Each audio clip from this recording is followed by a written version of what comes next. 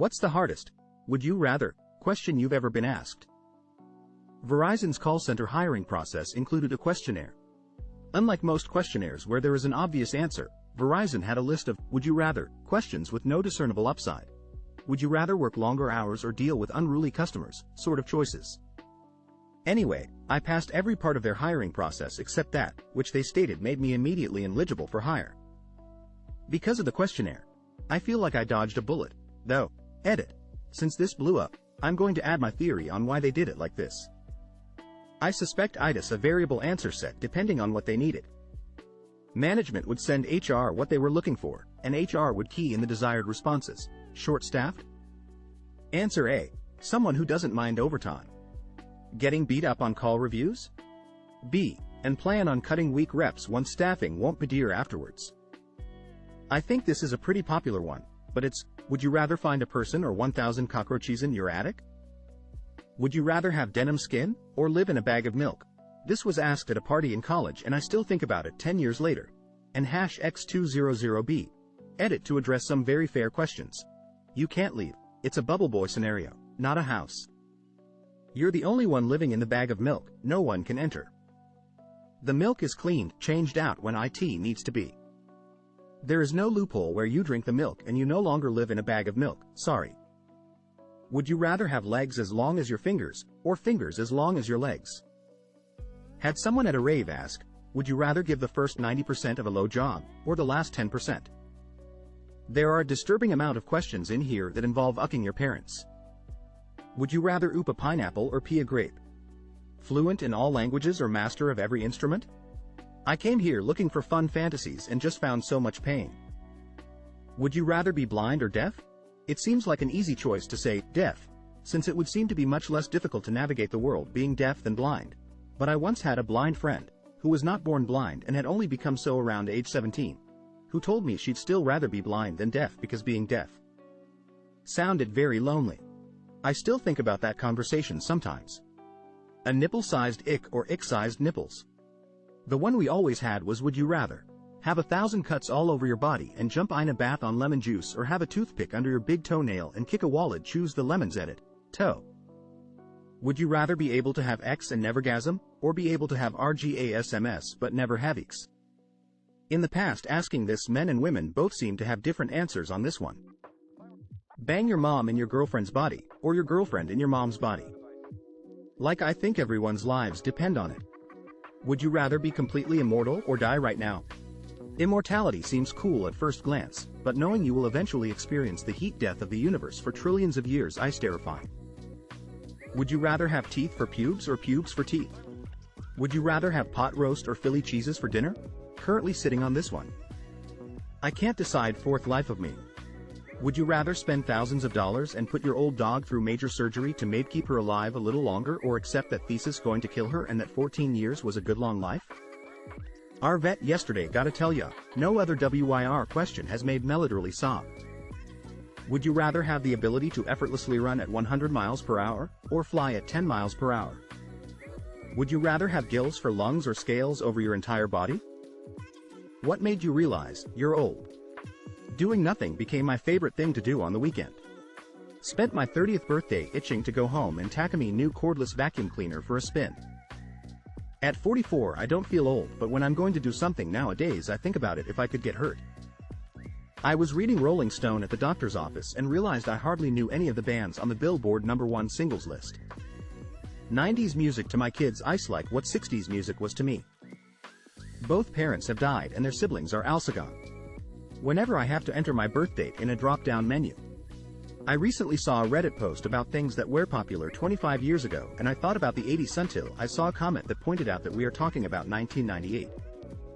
I also then realized that I am older than 25.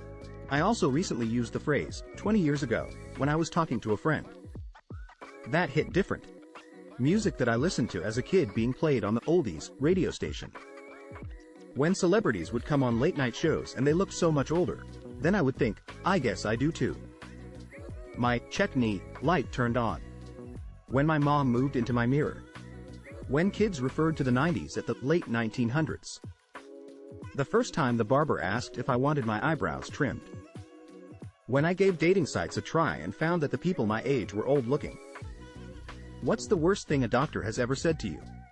Serious, NSFW. When I was 19, my primary care doctor, male, told me he could do a pap smear for me at my physical. When I told him I already had a gynecologist, he said, I can do it professionally or personally. Needless to say, I never saw him again and reported him. It was to my husband. I was in the room. I'm not going to figure out what it is. If it was serious, you'd be dead by now. Later, we found out that this doctor was the one that my husband's uncle was seeing before he was diagnosed with colon cancer. By the time another doctor found it, it was too late. He said there was no way it should have been missed. This was overheard by a friend of mine when a neurosurgeon looked at the CT of her son's brain. There's no point in doing this one. This kid ISD1. I'm out of here.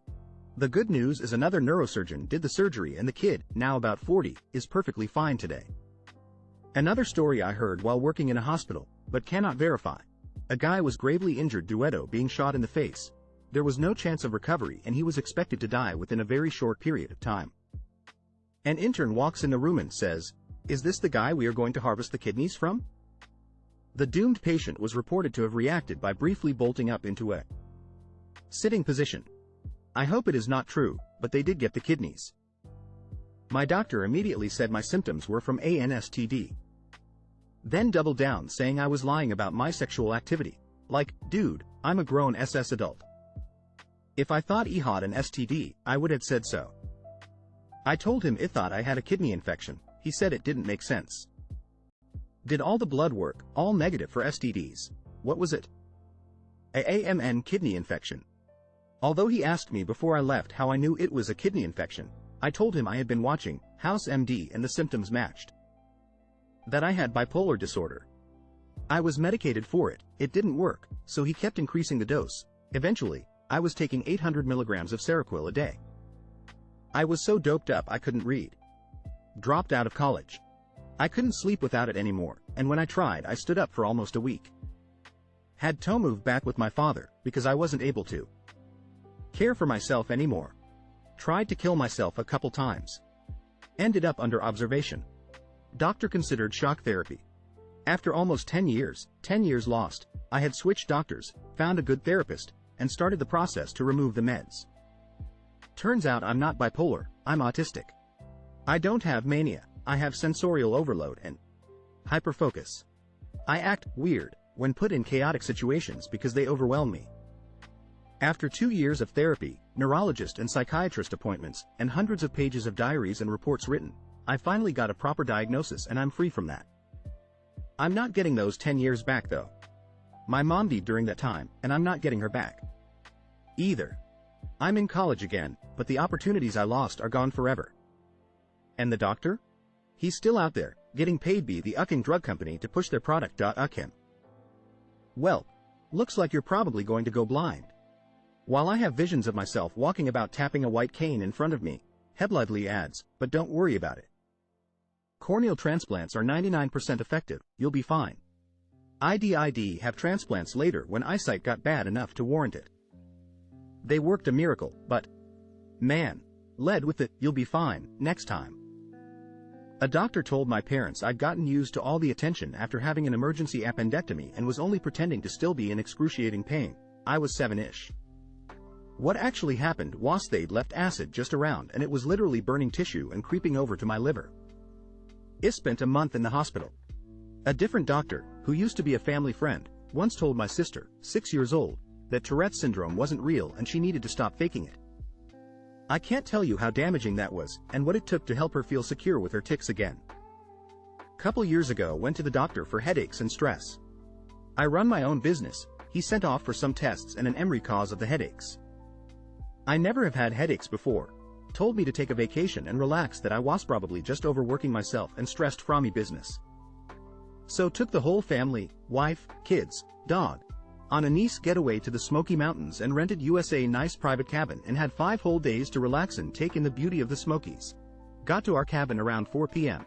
It was amazing. Indoor pool, billiards table, indoor putt-putt golf and arcade room all you ourselves.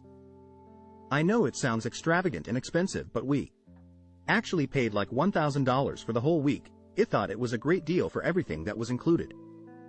Woke up the next morning excited to check out Pigeon Forge and the kids wanted to go kart and all that. Well, 8:30 a.m. I check my email against my wife's advice and I see an email from my doctor with the results of my MRI. It read like this: Mr. 4X, the results of your MRI have been reviewed by our medical team and we have found a large brain tumor on all of the scans. Please contact us immediately to schedule more testing and to speak with a neurosurgeon.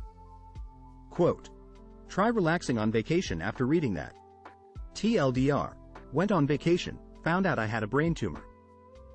3 years ago I went for an eye test. The optician gave me a note and told me to go directly to an eye hospital.